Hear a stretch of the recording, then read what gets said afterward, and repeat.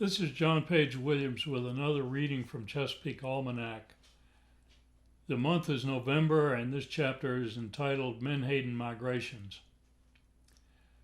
As noted in October's sketch Harvest Time, most of the Chesapeake summer population of Menhaden are headed out to the wintering grounds. Juveniles no longer dimple the surface of shallow flats in the creeks. Anglers' depth sounders no longer show great blobs on the screens as they go over 10-foot deep schools.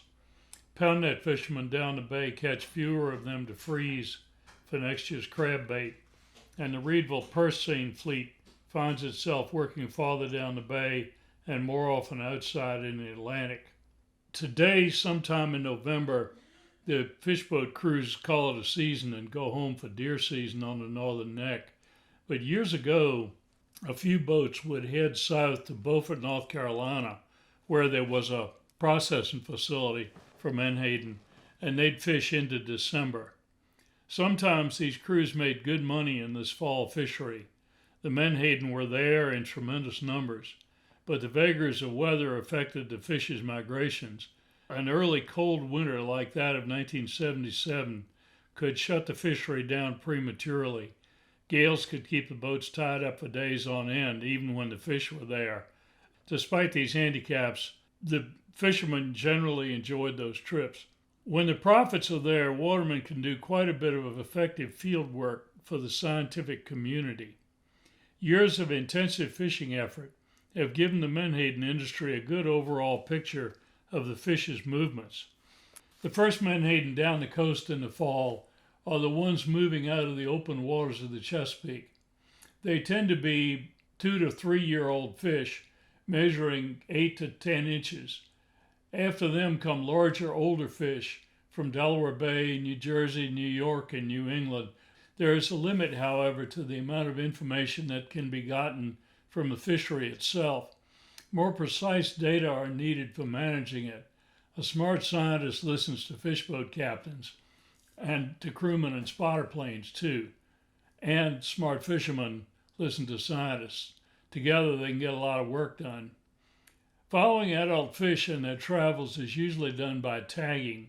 This most easily yields results with species like rockfish that are caught by anglers on hook and line or handled individually by watermen. But menhaden come aboard by the tens of thousands, drawn from the net through a hose by a pump. A menhaden tagging study would require an ingenious tagging and recovery system and a large sample of tagged fish to ensure a statistically useful number of returns.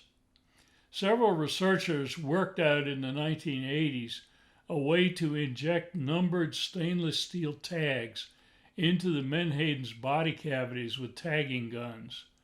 The fish they then released. Tagged fish that the purse seiners caught are cooked and pressed for oil right along with the rest of the catch. Magnets placed at various points in the processing plants picked up the tags out of the resulting loose scrap as it is processed into fish meal. William R. Nicholson and his associates of the National Marine Fisheries Service Laboratory at Beaufort worked with the commercial purse seiners to tag over 1 million adult and juvenile menhaden from Florida to New York in the late 1960s and early 70s. He published his results in the September 1978 issue of Estuaries, the Journal of the Estuarine Research Federation.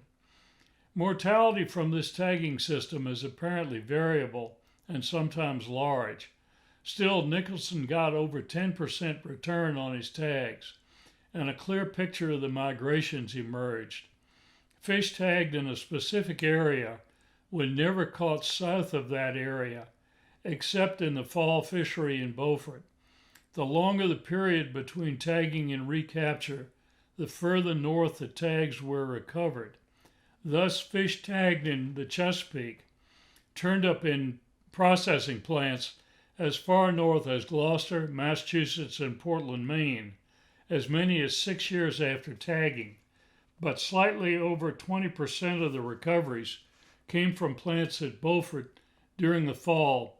We should add that this story was written some time ago and that there are no more Fish factories, no more processing plants anywhere except Reedville for processing menhaden in what's called the reduction fishery to produce menhaden oil and fish meal. This basic pattern of northward migration by older fish holds for the menhaden tagged in the other areas as well. Menhaden spawn primarily along the coast over the continental shelf. Greatest activity appears to be in winter south of Cape Hatteras, but some spawning occurs throughout the year as far north as New England. The juveniles, of varying sizes depending on when they hatch, move into the estuaries for their first summer. The estuaries are thus critical to the species' life cycle. The Chesapeake is probably the most valuable of these nurseries, but that statement will come as no surprise to anyone who's spent time in the bay's tidal creeks in the summers over the last 40 years. While the juvenile fish move into rivers and creeks, most adults stay in the main stems of the estuaries or migrate up the coast, with the oldest, largest fish moving furthest north in the summer. Then, as temperatures drop, they head back down the coast in the waves. In the early winter, off the Cape Lookout, Cape Fear area in North Carolina, they disappear.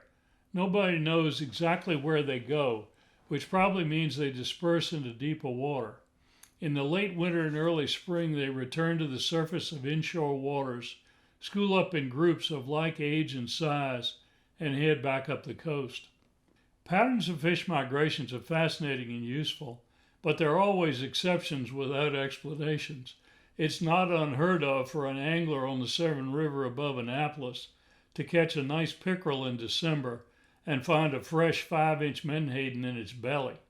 Some years, large schools stay up one or another of the bay's rivers all winter.